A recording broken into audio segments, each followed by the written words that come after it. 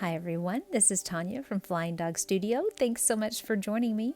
As you can see in this video, we're going to be using some salt. Now at the top of my tray, I have your typical iodized salt, and in the bottom, some Himalayan pink salt that I ground up in one of those little grinders, and it is such a pretty color. I love that salt.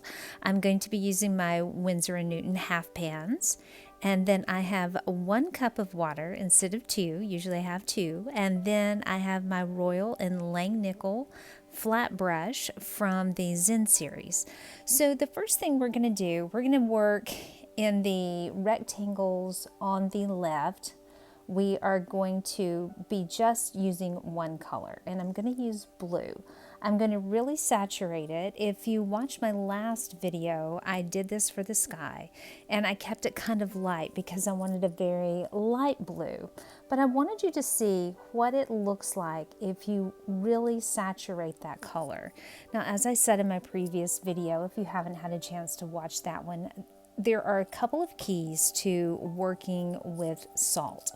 Salt is going to give us that granulated feel without buying the watercolors that give us that granulation, because if you're looking at Winsor & Newton, for one of their blue tubes, it's like $14 for a tube, which is almost like half of what I paid for the entire set of one of my small pocket pans of watercolor. So I just can't see paying that when I can get a similar effect with salt.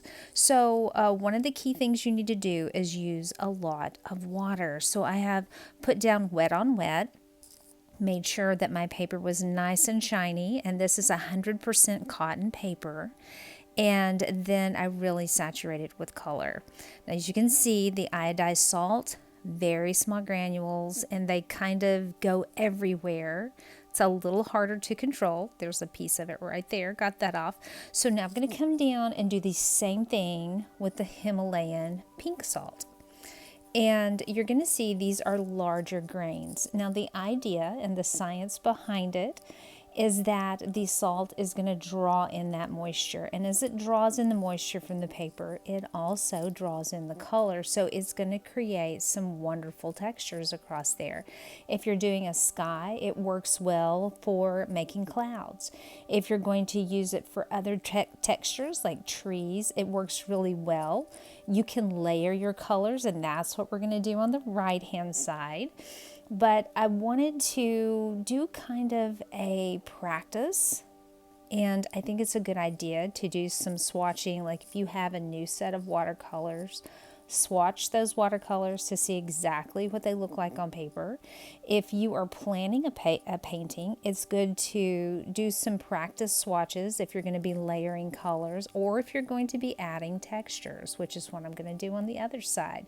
Now, as you'll see on this, these are larger granules, and they're easier to control. You can see on the top, it's already working. We already have some of those light areas and the salts drawing in that water and color to it. And those tiny granules with the iodized salt just kind of go everywhere. So I'm not going to dry this. I'm going to let this air dry. That is the second key to working with salt. Don't try to rush it. Don't use a hair dryer on it. Just let it dry by itself.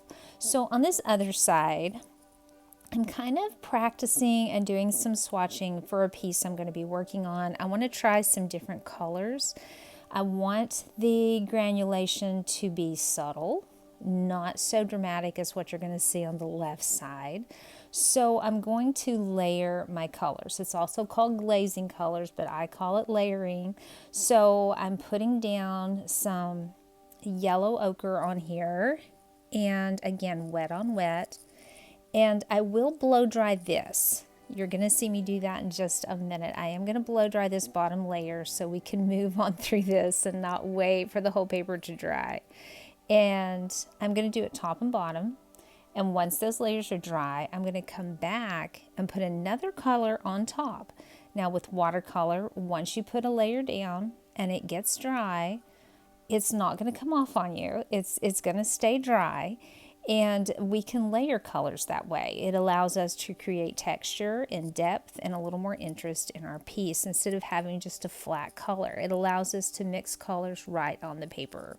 So that's what you're going to see me do here. And once we get these layers on and get it dry, we're going to come back and talk about the next step.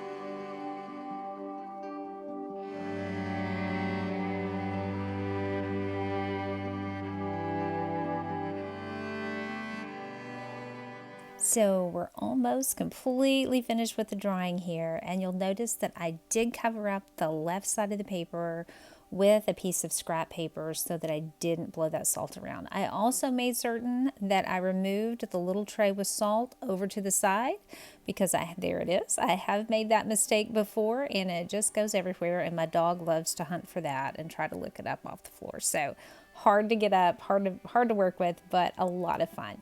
Now you can see already on the left-hand side the difference between the smaller granules and the larger granules, and that's not dry yet, so we're still going to see a little more effect. I'm just letting it completely dry on its own. Now on top of this, I'm putting some burnt sienna, which has an orange color. So these are very similar colors.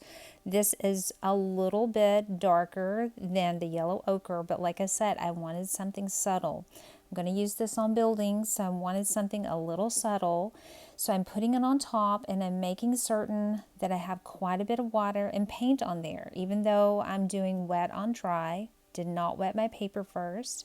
And I'm going to see which I like best, if I want the iodized salt effect or if I want the pink salt effect, the Himalayan salt effect, because they're going to be different. We can already tell that from the left, and this kind of lets me plan that out ahead of time. So again, that's why I like to do this ahead of time, to kind of plan that out.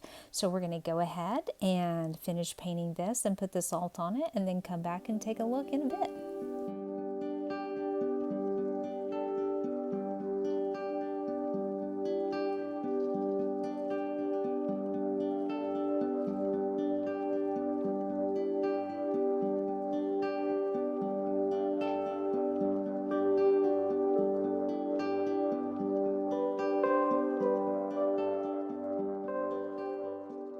And we've made it to the final step of this process, and that is to remove all of the excess salt from the piece.